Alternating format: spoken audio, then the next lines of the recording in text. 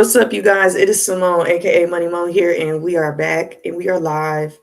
I just had to come on here late tonight to let y'all know that I'm alive and that I've been tapped in. And before we get the show started, Flix made me get back on Twitter. I am back on that Red Pill Birdie app, you guys. We're gonna put my at in the description in the bio, so make sure y'all follow that and interact with me on there because when I have this mic and when I'm typing them 150 characters, I'm bringing that energy to you. Okay. So make sure y'all really tap in and interact with me because it's it's a blessing that I'm even on there, really, because I told myself I would never go back on there. But I'm here to just give y'all a few updates. I've been keeping up with Unrivaled, and as you guys know, this week their infamous one-on-one tournament has been going, and $200,000 are on the line. And I missed the first round due to work, but I caught up on the highlights. Crazy. Did you think I was going to miss round two? Absolutely not. I watched round two all day today. Great hoops, great hoops, great hoops, great vibes. Now we're down the four. Okay. So the four we are down to, we have Kelsey Plum versus Chelsea Gray, and we have Aaliyah Boston versus Alicia Gray. And I think these four players have a variety of skill sets, and there are a paragraph, 1,000 reasons why these four have made it. But I think the key to one on one, like any type of competitive one on one, like king of the court, queen of the court, is having a skill set and knowing your skill set, right?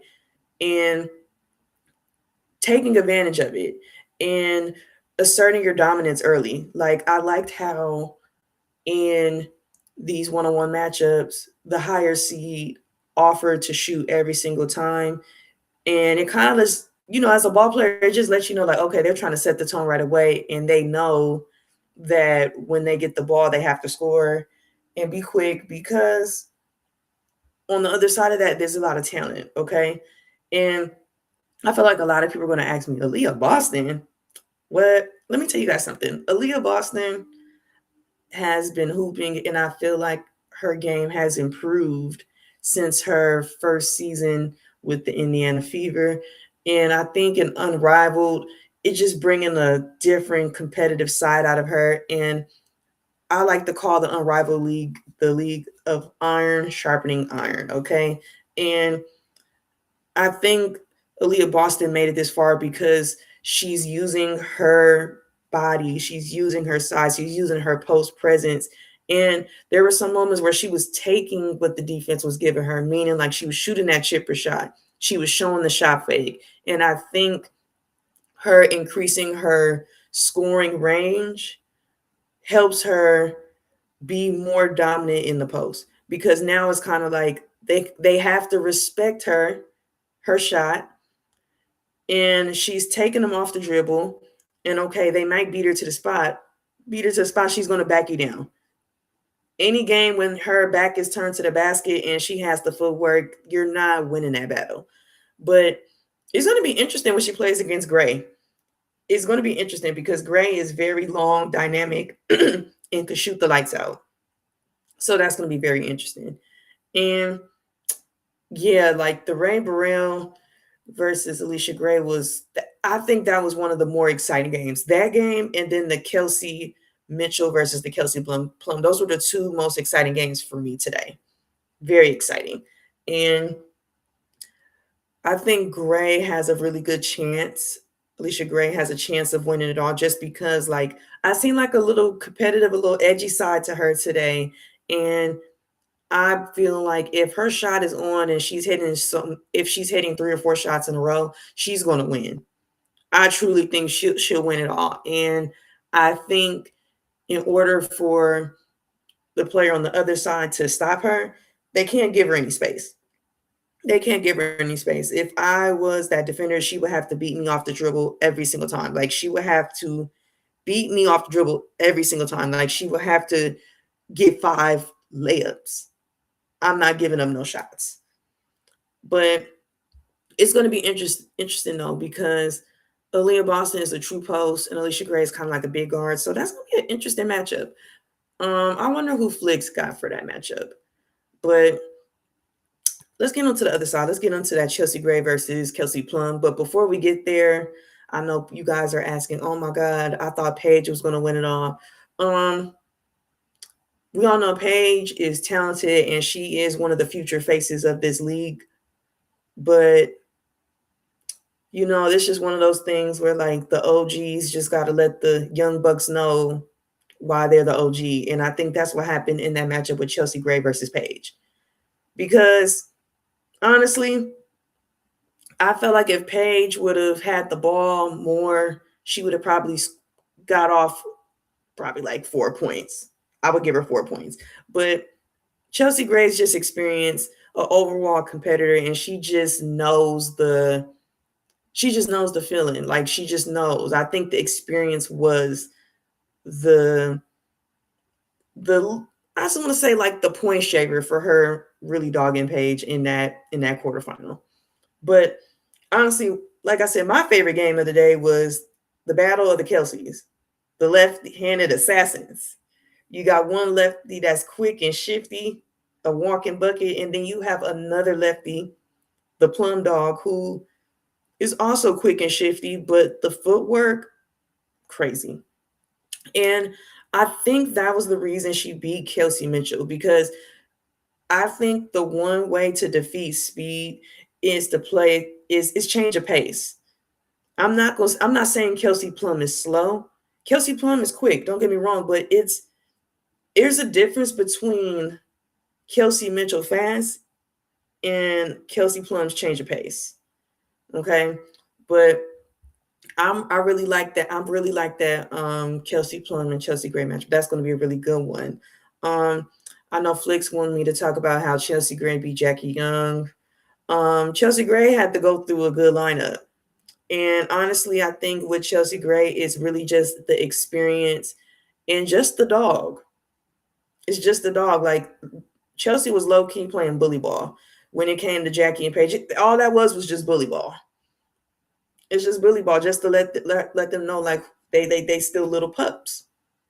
Best way I can explain it. But if I was to pick who would be left in that final round, honestly, I think it's going to be Chelsea Gray versus Alicia Gray, really. And I can honestly see, I wouldn't even know who would win out the Grays. I wouldn't even know. See, Flick's putting me in I would lean to Vegas in that situation. You know, Okay, so we going with the point guard. to the closest Aces player. Yeah. Okay, so Flicks is going with the point guard, and honestly, I am too, because from what I seen today, I feel like Chelsea Gray is going to go on what I like to call a gentleman's sweep. Okay, like she's going to win the league MVP, and she's going to win the one-on-one championship. She's going to end up winning at the end of this tournament $300,000, because when the team wins and all that, I think the Rose might win it. I don't know. Let me stop being messy. I feel like I feel like Flick's gonna take me there. I gotta stop listening to the chat. Go Rose. No, I'm not being messy. I'm just on the Chelsea Gray campaign. That's it. The point guard campaign. That's it. Well, the other notable matchup. So Arika Gumwale got eliminated by Paige Beckers. I saw that game. I felt like I got a bone to pick that game. You know why? Because Enrique was up and had momentum. I feel like the refs were doing a little too much. I felt like they gave Paige a little bit of cause because she was Paige. No shade. No shade, but Get calls already. I knew what I saw. I saw the game. I saw the game, and it was a couple of possessions Enrique had where she got fouled. And if they would have called it, that would have changed the momentum of the game. I'm just saying. But you know what? I don't want the new people. I don't want the newbies coming for me, because I don't need them coming for me. But I saw what I saw, and I said what I said. Okay, so then the Ryan Howard and Ray Burrell. What's up with Ryan Howard? Is she not Ryan Howard anymore? Like, what happened in that game? I don't. You know what? I feel like that's an upset for a lot of people because people don't understand how underrated Ray Burrell is. Those two players, in my opinion, match up evenly. And I feel like just because they kind of had different starts in their career, like one is just like that one, and the other one is an underdog. And in my opinion, they're the same. They're the same. And The same? What you mean the same? like they're both dynamic, they both have size.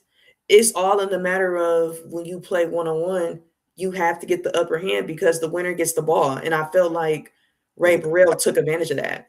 was a good matchup for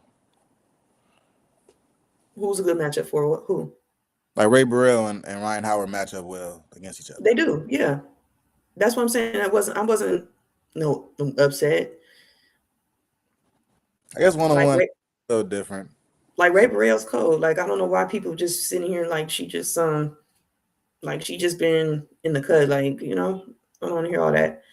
Um, yeah, I know you saw Shakira Austin beat Erica Hamby. That's right.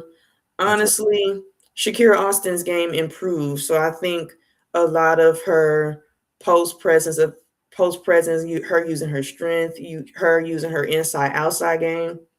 I think that benefited that matchup because De'Erica Hamby is a really good player as well. Like I think a lot of these matchups, people got to understand. Like a lot of these players are so talented and versatile, and I think the key, like I said before, the key in one on one is using your strengths to your ability and keeping momentum, and that's why we saw these quote unquote upsets because those players have momentum. But I was mad though. The one game that I really wanted to see was Sonia Citron and Marina Mayberry. That was a really good game. That was probably one of the closer games in round one that I'm mad I missed And, because those two match up so well. and Mabry's been on a heater for like the last 2 weeks. Yeah, I Like know. 40 points, 50 points and That stuff. game was close. Like I think Sonya only won by like a point. Like that game was that was probably the best game of the day. That was probably the best game of the day. And then like let's go back to like upsets or like these players that be under the radar. I feel like one that's under the radar is Veronica Burton because I don't know why people were shocked that she beat Courtney Williams. Like I don't know why people are shell shocked. Like she locks up on D. In my opinion, her offense picked up.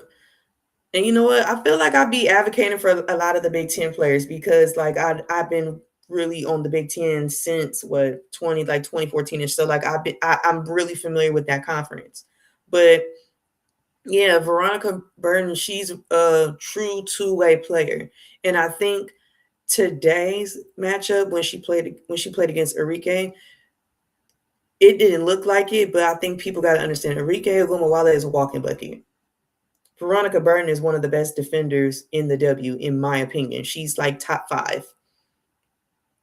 This just shows the talent on all levels. And the one thing I really like of how they Unrivaled set this up, it shows that anyone can be beaten on any given day or night. Yeah. That's what I like about it. Honestly, I thought Stewie might be able to dominate something like this, and she just gets booted pretty early. It kind of Um, interested to see, like, who can really get a bucket. yeah, but Stewie was hooping though too. I just feel like there are certain players that like they're going to get that person's all American game. And Stewie's just one of them players. Like everybody's gonna give Stewie their best. Like that's just part of it, and that's a part of the game. When you've been dominating for so long, and when you get the respect, that type of respect, people are gonna give you your best game, and it's okay. Like Stewie been on top for so long, like it's okay. I'm not even mad at it. I'm not even mad. I'm just happy that she scored this year. No shade. I'm just happy that she scored this year. Yeah, still something. I mean, we got a pretty good semifinal cooking up. I think. Yeah, I'm tapped in tomorrow. I'm tapped in. It's at 3 o'clock. I'm Yeah, tapped in. by the time anybody's watching this, the finals is probably happening or already happening. It's gonna be a great final stuff. Okay, so Flicks, let's say it together who we think is gonna win. One, two, three. Chelsea Gray. Be great. Yeah, there we go. Okay. But We agree. So, a little bit of me does feel like Kelsey Plum could do this. If there was somebody that's gonna be the bad guy, it's Kelsey Plum. Yeah. She's a And villain. I feel like she's actually playing with a chip on her shoulder because she felt some type of way that she was ranked number 2 in her pool. I said, "Oh," but I feel like people are so sleep on Plum. Like I don't know. Like I don't know. I'm not saying this because she's a Sparks girly now. Like I've seen it young. Like I've seen the game in person, like in high school before she committed to Washington. Like I've seen the game. I've seen it, and it's like I think the only thing that has changed is the fact is her maturity, right? But the change of pace is there, the shots there, the drive is there. Like she finishes with contact, and she'll sit down and play some defense. So like I think that Chelsea Gray and Kelsey Plum matchup is going to be the better matchup of the day, and I think that's the one. I think that's going to be the matchup of the semis. I'm going to for sure be paying attention for that one. I'm excited. I like this. I like the setup. I like the setup. And I feel like I don't want to talk more about this because I feel like we have to shift. We have to shift, right? And we have to shift to that other organization. And y'all starting to piss me off. Can I say why? Flicks, they pissing me off. Let me tell you why. What happened? How are we discussing free agency of 2026 and we don't have no CBA done? And as community, if we quote unquote support the players, why are we supporting something that and the business isn't handled? Flicks, I'm confused. Why are they doing that? You're close to the casuals more than me. So why I'm asking you, you're the spokesperson for them now. Well, I guess I am close to those guys, but I will say engagement is something that all social media platforms need. So this also could be like an engagement play. Imagine how low their engagement has been the past 2 months, 3 months. Really? I need the numbers. I need to see because it don't feel low. I feel like they're taking advantage of Black History Month and they're posting like our favorite girlies. Like I had to pass by a few of them. Like I haven't liked or nothing, but you know, I feel like they're baiting. They're baiting a lot of us.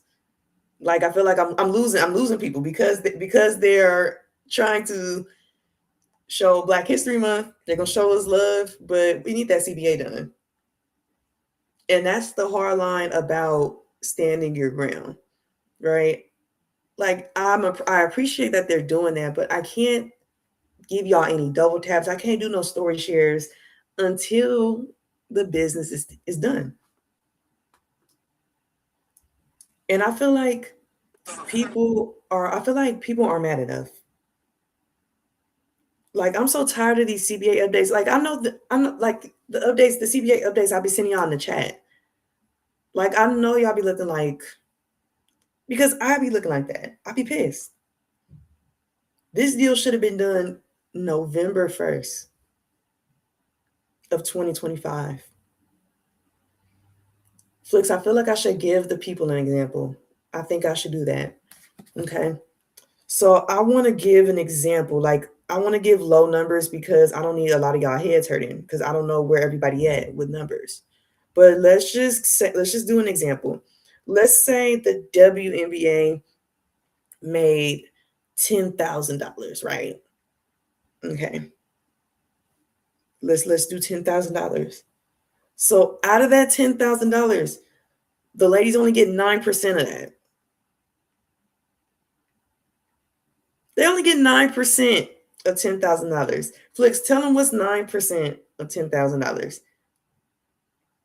Let's just do a quick example. I want us to make sure we're all engaged and paying attention.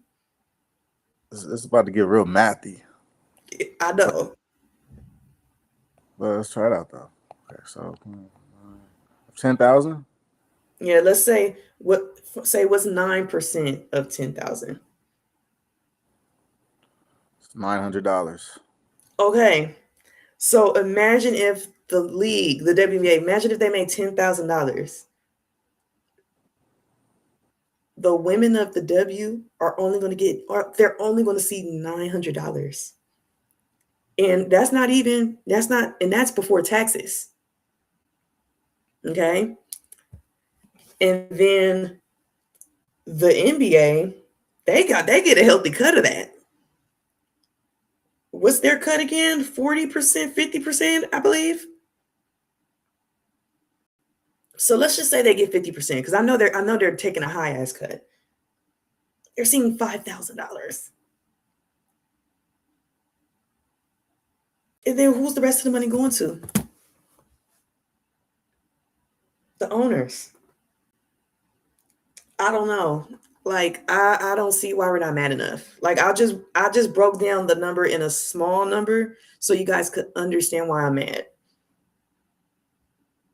And on top of that, it's just so bogus because clearly with Unrivaled, the ladies of the W are showing the front office that if you protect the players, if you run a league for the players, that it will work.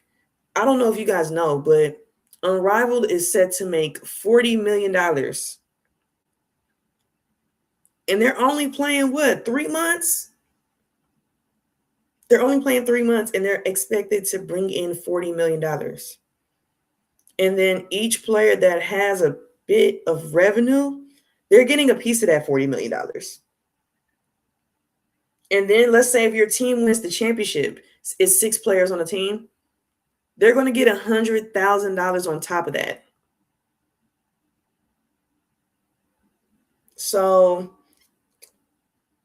that's why I'm not going for the antics of the W. That's why I'm just not going for that. And then a couple weeks ago, the W knew they had a meeting with the players. They showed up to the meeting with nothing, no proposal, no nothing. See, we're not mad enough. We're not mad enough because this should have been done in October. This should have been done in October, community. We have to be better. And when I tell you guys we're not supporting the WNBA right now, we're not doing that. Let's put our attention into the Players Association. Let's put our attention in the Unrivaled. Let's put our attention in Athletes Unlimited until these ladies get what they're owed. Okay? That's all I needed to say. But Flix, I don't think I honestly think it's gonna be a lockdown. I hate to be a sad Sally, but it's looking like a lockdown. Because why is it taking so long? You're the business guy. You tell me why it's taking so long. Man, it certainly seems like it will start that way, but it seems like after it starts that way, it's gonna be a lot of pressure to get the WNBA back going again. And who knows what happens when that pressure begins to like actually build, because it only build for the teams, essentially. They'll really want to get get their fans back going, and they're trying to sell tickets. So And at some and point, that's why I'm mad. That's why I'm mad because this was the first time in a very long time. Because mind you, I've been around the W for so long. I've been watching it for a long time, and there's always been a lot of girls that have been engaged and always invested in it. It's on a like higher scale, and it's kind of like I noticed with like girls in sports, you have to keep them engaged. And I feel like a lockout like this is gonna get some of those girls off track. Like we're on a good momentum, and I think the league benefits everyone involved. I just can't see why the front offices aren't checking the ego at the door. I don't understand it, and I honestly feel like once this deal is done, all the team owners that are we're basically like BSing that are not like for the players and Kathy, they gotta go. They gotta go. We need people that are for the players, and they need to understand that this league does not go unless you take care of the players. I don't get that. That's like that's like you saying like you gonna go to the Aces game to see who what was homeboy name. Oh, Mark Davis? You not going to? Are you going to the game to see Mark Davis? No, not really. My point exactly. So so what's going on? Do you hear how silly that sounds? Like, oh, I'm going to the basketball game to see Mark Davis. Like that sounds so silly. Or like I'm going to the Minnesota Lynx game to see A Rod. Like, like it just sounds silly. Like pay the players. Pay the players. Like give them what they want. Make sure they have money set so they can retire. Make sure they can take care of their families. Make sure they're getting medical care, health care, parental care, all that. But I'm just so over it. I feel like it took a lot of energy for me to say this because like I'm beefing with the W Flicks. You know that I'm beefing with them right now. Been beefing with them for a little bit, like a little bit under the table, but now it's like past under the table. Like I'm fed up. I'm fed up. But we gonna keep track of it and just let y'all know what's going on. And you guys will most likely see us again before the playoff picture starts. And speaking of playoffs, let's go back to Unrivaled. We have two teams that clinched playoff spots. We have the Phantom and the Laces Basketball Club. Those two teams have clinched. So after this one-on-one tournament, we have 4 more teams that need to clinch. So I think we will be on the lookout for that. And once playoffs start, you will hear from us and you will hear a preview. But I want to thank y'all for tuning into my live. Make sure y'all like and subscribe. Follow me on the Bird app. And before I leave, my message from last week is still the same. Fuck ICE. The other ICE, we got to abolish both of them. Y'all stay safe and diligent out here. And y'all stay up. We out.